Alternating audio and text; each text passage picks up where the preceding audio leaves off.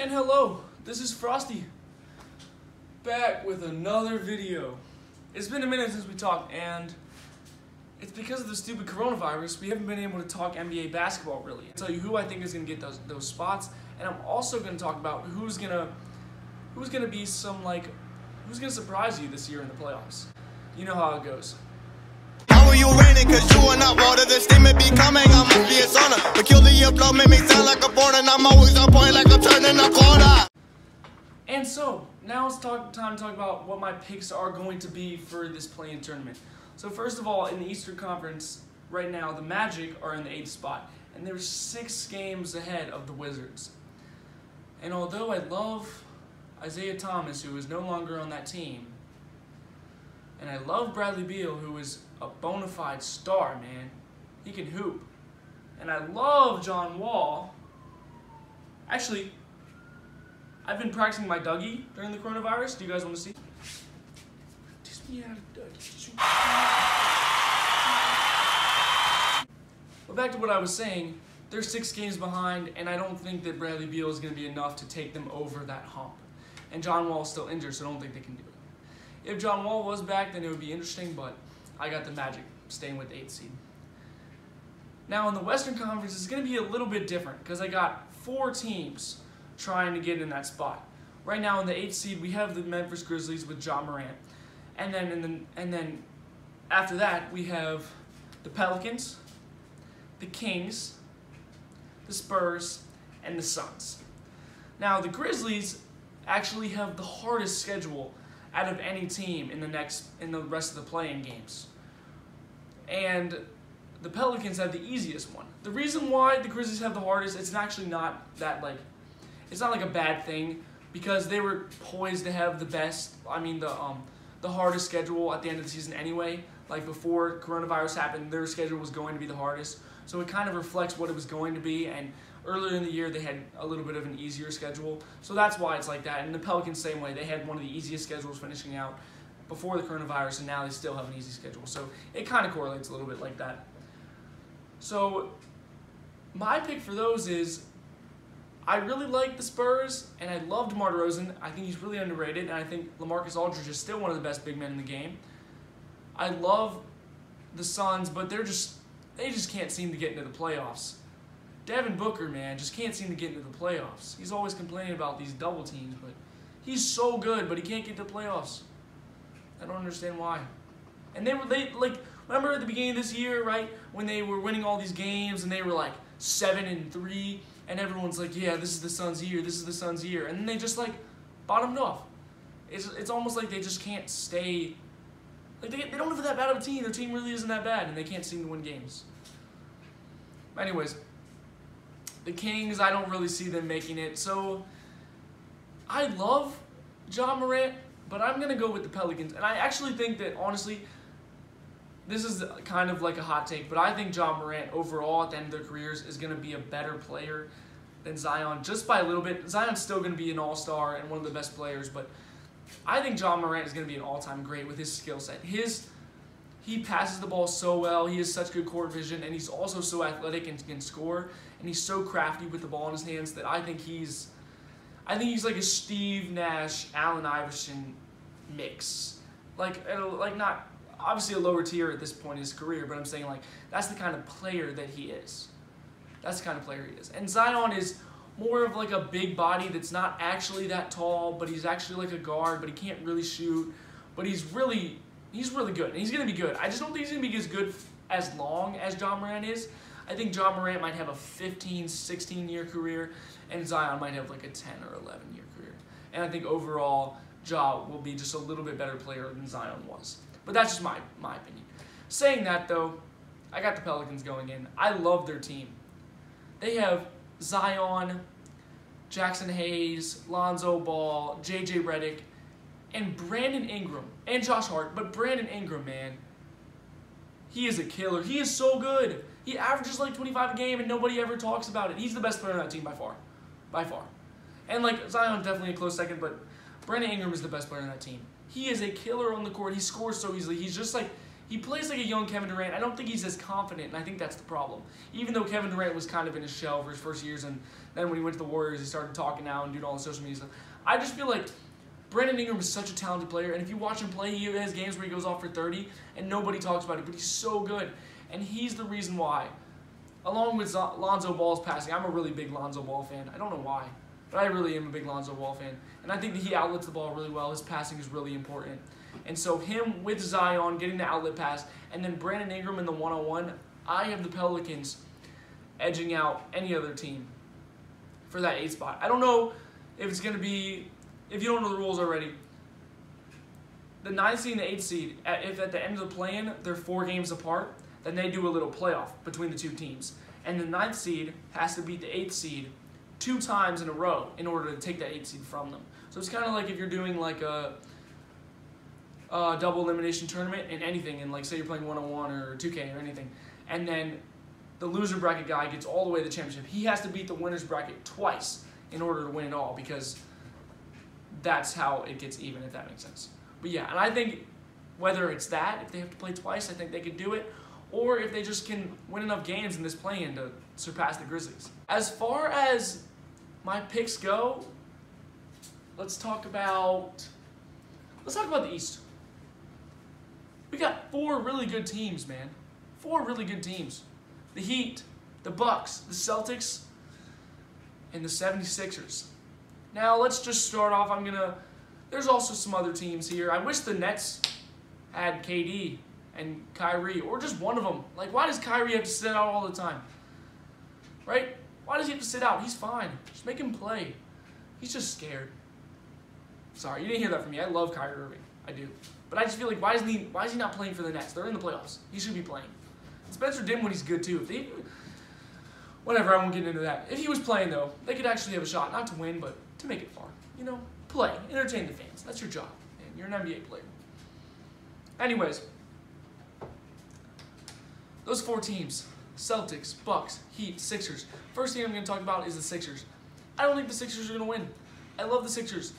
It was super sad when they lost to the Raptors. Right? It was super sad. Because I was in Philadelphia. All my friends are Sixers fans. I don't really like the Sixers. I was kind of cheering for the Raptors. That shot was amazing, but the reason they almost won was because of Jimmy Butler. And they don't have him anymore. And I know Joel Embiid is a really good force, but he's just too injury prone and too like, oh, I'm going to have 5 points this game, or next game I'm going to have 30 and 20 rebounds. It's just like he's so inconsistent. I don't know what to do. And Ben Simmons is the same way. He could have a playoff game where he has 2 points. But he could also have one where he goes for a triple-double. And so I don't think that's the winning formula for this playoffs. I really don't. And I don't have them beating out those other teams. They're good. I think they'll make it far. I just don't think that they're going to get all the way to the finals with that roster. And Al Horford is still, they don't play right together. You know, it's just not like, this isn't the Sixers' year. Hopefully it's coming soon now. I really do hope it is. As far as the Celtics are really talented. I feel like they're actually really underrated when it comes to this playoffs, because they have Kemba Walker, Jason Tatum, and Jaylen Brown, all averaging over 20 points a game this season, which is insane. You have 3 guys averaging over 20 points a game, and you're barely talked about in the East. I think that they're really, really good, and I also don't think that they're going to get to the finals. I just don't. Only because I don't think they got that big man play anymore. I think when the Celtics play the Bucks, that it'll be really hard for the Celtics to beat the Bucks in this playoffs. My next team that I need to talk about is the Milwaukee Bucks. They're really, really good. And Giannis is so good, and they have shooters and Chris Middleton and all them, and Giannis is so hard to guard. But I don't have them going to the finals either. And the reason is because of the team that I do have going to the finals, the Miami Heat. The Miami Heat, and you might as well go like and subscribe right now. Tell your friends to like and subscribe right now, because I just made the biggest pick, the hottest take. And when the Heat go to the finals this year, you come back here and you subscribe and you give it a like and say, Cody, Frosty, you were right, man. You were right. And it's not because of Jimmy Butler, even though Jimmy Butler's amazing, and he's their best player on the team. He's obviously their best player. He's the dog. He fills the mentality. It's because of their big man, Bam Adebayo. Adebayo. Bam, Adebayo. Yeah, I think that's right. Bam Adebayo. Yeah, we're going to go with that. they also have a whole bunch of really good defenders like Kendrick Nunn and all these guys. Tyler Hero plays good defense, even though, you know, he plays good defense, he can shoot, but he also plays good defense. And they have all these guys, they have this really good mentality, right? That they're going to play really hard defense and play really hard and leave it all on the floor. And then they have this big man down there, Bam Adebayo. And I'm going to ask you right now, how did the Raptors beat the Bucks? Because they had Serge Ibaka and Marc Gasol, and then they had a whole bunch of dog defenders like Pascal Siakam and Kawhi Leonard who can close out on shooters. All they're going to do is the Bucks are going to win the first game or the second game, and then they're going to get into a zone, right? They're going to get into a zone. And Giannis is going to be forced to drive, and then he's going to be stuck. He's going to kick out the shooters like he always does. And that's what makes Giannis so good, is because he can drive, dunk on people, and kick. But the problem is, he's not ready for all these really quick defenders, dog guys, to get out and close out shots like that. And they're not used to guys closing out like that in the regular season. That's why I think they're going to win, because if they can get Giannis in the zone, he won't just be able to run down the floor and dunk on everyone like in man. And then when they kick out the shooters, they're going to have all these guys coming in. And then when they blow by the shooters, who's stepping back up? Bam. And not just like Bam, but like Bam Adebayo. Right? He's sticking up there. And that's why he's so big to this team. And I remember seeing him play when he was in the G League. Dude, I do. He was a killer. He was a straight killer, bro, in the G League. Not in the G League, also in the Summer League. I used to watch him in the Summer League play, bro. He's good. He can play. So I got the Heat going, and I know that that's a big, weird pick, and you're like, man, Cody. Man, Cody. I don't think that that's actually going to happen, but you just wait. Maybe it won't, but I really like the Heat, man. I really do, and I have no idea who's going to win. That's why this year is so exciting, because it could really be any of these teams, and usually it's just like, oh, the Warriors are going to go to the finals, and probably the Cavs, but maybe the Warriors will get overthrown by the Rockets, but probably not, and maybe the young Celtics will overthrow the Cavs, but, I mean, probably not, right? And it's going to be LeBron, Curry, and you already know what's going to happen, but then when it gets to there, that's when it gets exciting. But now it's exciting all the way through, man. I have no idea who's going to win. No idea. And that's what brings me to the West. If you've been a fan of the channel for a long time, and my first videos before the coronavirus, you can see that I actually had the Clippers going to the finals and winning. I think against the Bucks, I'm pretty sure.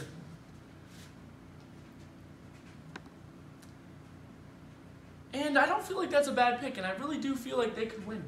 And I wouldn't be surprised at all. And I feel like sometimes I am a LeBron hater, because I don't like when people compare him to someone who has done more than him at this point in his career. 6 championships.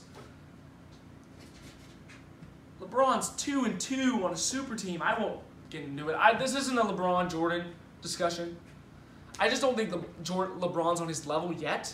So why would you be comparing him? And how can you just like say, it's whatever. I won't talk about that now. What we're talking about is the playoffs. And I do think that with the coronavirus, this has really helped LeBron and the Lakers, because now it's all about them.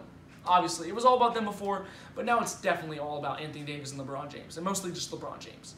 He's going to come in and be a killer, and I think the Clippers will give him the run for their money, but I got the Lakers winning. I got them going to the finals, I got them winning it all. I don't know if the Clippers will be as motivated as the Lakers are. And that's probably not true. And they got Paul George and Kawhi Leonard, and I think Kawhi Leonard is still technically the best player in the NBA right now, because he was he won the championship last year by himself. Not by himself, but he carried those Raptors low-key. He carried the Raptors low-key. And the Raptors, just so I mentioned, they're pretty good too. They could win the East as well. Just so I don't forget to mention them. They're also really good. But I just think that LeBron James, man, this will be his 4th championship on his 3rd different team. At the age of 35, this is when he starts to get in that conversation. He starts to move up a little bit for me. If he can win this 4th championship with the Lakers over Kawhi and Paul George, who won the last year, despite the coronavirus, it's just such a good storyline for him. I feel like the basketball fans will eat that up, you know? And I want to thank you for tuning into the video, for real. For real. It's been a while since I did one of these talking videos, and I hope to do it more soon. I'm going to do a whole bunch more, and hopefully you can tune into these, but I'm also going to do a whole bunch of different types of videos, so if anything you want to do, if you want to see me play 1-on-1, 5-on-5, I got I'm starting to wear a man bun because my hair's getting super long. But if you want to see me play some games, I've been playing a lot of basketball, even though during this coronavirus, and also, get your merch. If you're not wearing some Frosty merch like I'm not right now, what are you even doing, right? Link in the description. Peace out.